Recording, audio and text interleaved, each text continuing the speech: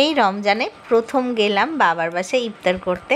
শুধু আমাদের দাওয়াত ছিল না, আমার শ্বশুরবাড়ির লোকজনেরও দাওয়াত ছিল আমার বাবার বাসাতে। তো আমি গিয়েছিলাম একটু আগে ভাগে, গিয়ে দেখি আমার আম্মু আর আমার চাচি মিলে প্রায় অনেক কাজে শেষ করে ফেলেছে। আর এই যে আম্মু কিন্তু চুলায় বিরিয়ানি রান্না বসে দিয়েছে, যেহেতু আমার শ্বশুরবাড়ি থেকে অনেক লোক আসবে এবং তার জামাইও খাবে, সো তার জন্য এই যে খাসির মাংস দিয়ে বিরিয়ানি রান্না হচ্ছিল। আর বিরিয়ানি কিন্তু আমার আম্মু ভালোই রান্না করে। অনেকগুলো মানুষের বিরিয়ানি রান্না করতে আমার একটু ভয় লাগে যদিও বা, কিন্তু আমার হাতের বিরিয়ানিও কিন্তু অনেক মজা হয়। যাই হোক, একটু ফান করলাম। আর এই দেখুন, এখানে কিন্তু চুলায় রান্না করতেছিলাম আম্মু বিরিয়ানি। আর চুলায় আমি একদমই রান্না করতে পারি না, আসলে খুব কষ্ট হয়, অনেক কষ্ট করে যদিও বা একটু হয়। আর এতগুলো রান্না তো আমার পক্ষে কোনোভাবেই সম্ভব হয় না। তো এখানে বিরিয়ানি আম্মু সুন্দর করে সব কিছু দিয়ে বিরিয়ানির চালটাকে কষায় নিচ্ছিল। আর এখানে যে খাসির মাংস আগেই প্রেশারে রান্না করে নিয়েছিল। আর এগুলো আমি আগে ভাগে দেখাইতে পারিনি, কারণ আমি অনেক লেট করে এসেছি। একটু লেট করে বলতে প্রায় 1টা-1.5টা বেজেছিল যেতে যেতে। আর যাওয়ার পরে দেখি আম্মুর প্রায় অর্ধেক কাজেও শেষ হয়ে গিয়েছে। তবে আমি একটা ইম্পর্টেন্ট কাজ করেছি এখানে এসে, সেই কাজটা কিন্তু ফুল ভিডিও না দেখলে জানতে পারবেন না। আর বিরিয়ানি মশলা ছাড়া কিন্তু বিরিয়ানি একদমই জমবে না, সো বিরিয়ানি মশলা তো দিতেই হবে। এখানে প্রায় 5 কেজি চালের বিরিয়ানি রান্না করা হয়েছিল। আর যেহেতু 30 থেকে 35টা মানুষের আয়োজন ছিল, সো 5 কেজি চাল তো এমনিই লাগতো, যদিও বা অনেক বিরিয়ানি বেঁচে গিয়েছিল।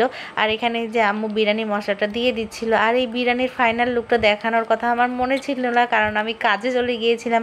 তো তার পারপাসে আমি যে বিরিয়ানি রান্না দেখাইতে দেখাইতে চলে যাব। আর কি কি রান্না করেছে আমার আম্মু সেটাই আপনাদেরকে দেখাবো। তো এখানে দেখতেছি অনেকগুলো ডিম সিদ্ধ করে রেখেছে, অনেকগুলো বলতে 30টা ডিম সিদ্ধ করেছে।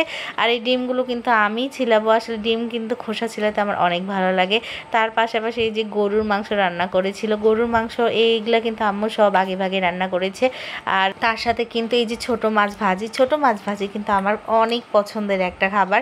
আর এই ছোট মাছ ভাজির সাথে কিন্তু আরও আইটেম ছিল। এই যে মুরগির মাংস, এটা কিন্তু এই যে কক মুরগি বলে না, সেইটা, এই কক মুরগিটা কিন্তু আম্মু একদম ভুনা ভুনা করে রান্না করেছিল। তার সাথে বুট, তার সাথে বুন্দিয়া করেছিল। আরও কি কি ছিল সেটা আপনারা ফুল ভিডিও দেখতে থাকুন। এই খাবারগুলোর মধ্যে আপনাদের কোনটা পছন্দ আমাকে কিন্তু অবশ্যই কমেন্ট করে জানাবেন।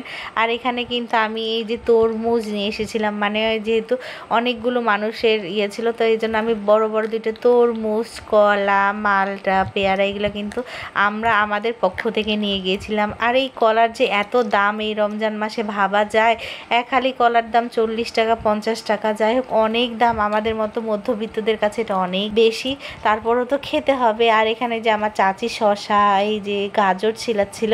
আর এখানে দেখুন আমি ইম্পর্টেন্ট কাজটা কী করেছিলাম সেটা হচ্ছে, এই দেখুন সবার জন্য ইফতারের প্লেট আমি কিন্তু একা হাতে সাজিয়েছি।